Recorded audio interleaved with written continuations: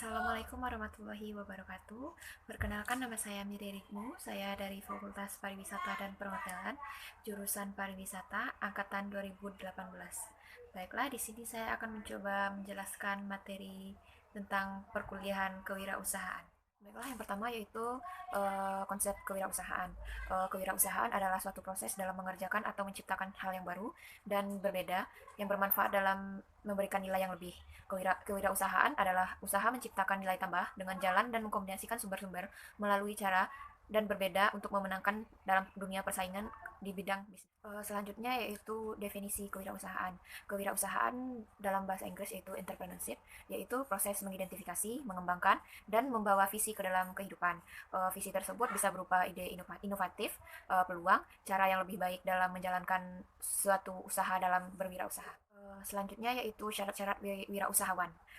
Syarat-syaratnya yaitu yang pertama berani mengambil risiko, yang kedua menerima semua masukan, yang ketiga kreatif dan penuh inovatif, yang keempat berprinsip dan disiplin, yang kelima tidak cepat puas dan selalu bersyukur, yang keenam mudah bergaul dan tidak gengsi, yang ketujuh pandai memanfaatkan peluang. Yaitu karakteristik wirausahawan. Yang pertama yaitu jujur. Kejujuran merupakan hal utama jika ingin menjadi pengusaha yang sukses. Yang kedua yaitu disiplin. Kedisiplinan menjadi salah satu modal utama jika ingin memulai berwirausaha. Yang ketiga kreatif dan inovatif. Kita harus memunculkan ide-ide yang baru agar suatu usaha tidak memiliki kesamaan dengan yang lain dan dan usaha kita juga memiliki ciri khas tersendiri agar ketertarikan orang itu lebih wah. Selanjutnya yaitu berkomitmen tinggi, uh, mandiri serta realistis. Yang terakhir memiliki keterampilan profesional. Selanjutnya yaitu menentukan model usaha. Apakah Anda salah satu dari mereka? Yang pertama, apakah Anda mempunyai jiwa entrepreneur? Yang kedua, apakah Anda mau membangun bisnis baru atau meningkatkan organisasi dan mengubah suatu organisasi? Yang ketiga, apakah Anda mau menentukan cara-cara inovatif? Jika iya, Anda membutuhkan bisnis model. Sebuah model bisnis menggambarkan dasar pikiran tentang bagaimana menciptakan, memberikan, dan menangkap nilai pelanggan. Desain model bisnis. Yang pertama, perhatikan lembar model bisnis yang akan dibagikan. Yang kedua, tentukan target pasar. Yang ketiga, rumuskan tawaran nilai. Yang keempat, cara mendapatkan dan mempertahankan pelanggan. Yang kelima, bagaimana cara penyalurannya. Yang keenam, sumber pendapatan yang dapat diperoleh. Yang ketujuh, aktivitas utama bisnis. Yang kedelapan, sumber daya utama. Yang kesembilan, mitra dan struktur biayanya. Segmen pelanggan. Yang pertama inti bisnis model, yang kedua segmen berbeda yaitu kebutuhan, perilaku, atribut dan sebagainya. Yang ketiga fokus memilih segmen pelanggan. Uh, Klasifikasi konsumen secara umum. Yang pertama premium customer, lebih fokus ke manfaat emosional atau gengsi. Yang kedua value for money, menjadi manfaat fungsional dan emosional. Yang ketiga price customer, lebih fokus ke manfaat fungsionalimentasi. Upaya pemilahan pasar menjadi kelompok-kelompok pembeli yang terbedakan menurut kebutuhan, karakteristik atau perilaku yang mungkin membutuhkan produk yang berbeda. Target market atau segmen pasar yang dituju yaitu geografis. Geografis terbagi dari global, regional, nasional, dan lokal. Yang kedua yaitu demografis. Demografis terbagi di jenis kelamin, kurun usia, belanja per bulan, dan tingkat pendidikan.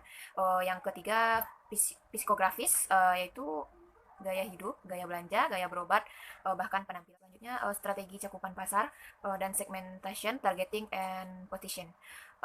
Acuannya adalah cakupan pasar yang akan dilayani dan segmen pasar yang akan dituju.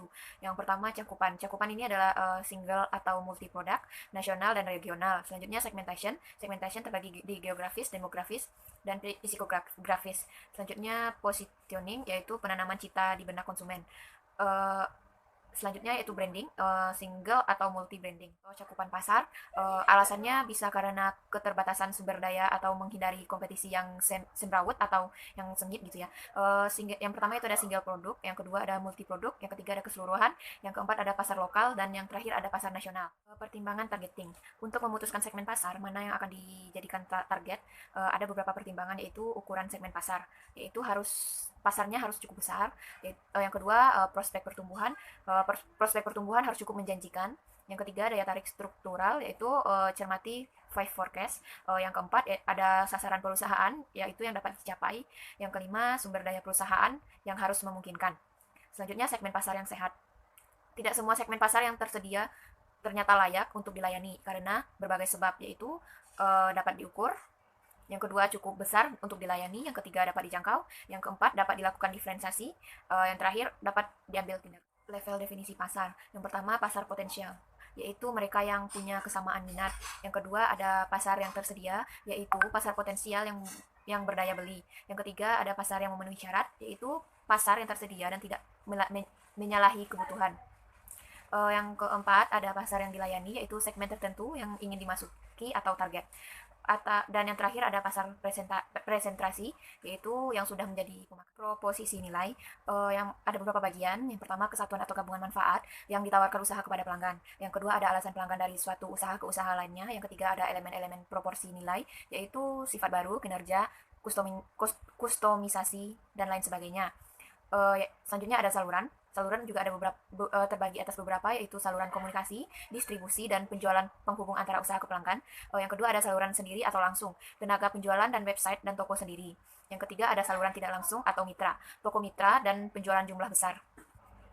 Hubungan pelanggan. Yang pertama, jenis hubungan yang ingin dibangun bersama segmen pelanggan. Yang kedua, motivasi hubungan pelanggan, yaitu juga terbagi atas beberapa. Yang pertama, pelanggan baru. Yang kedua, mempertahankan pelanggan. Yang ketiga, peningkatan pelanggan.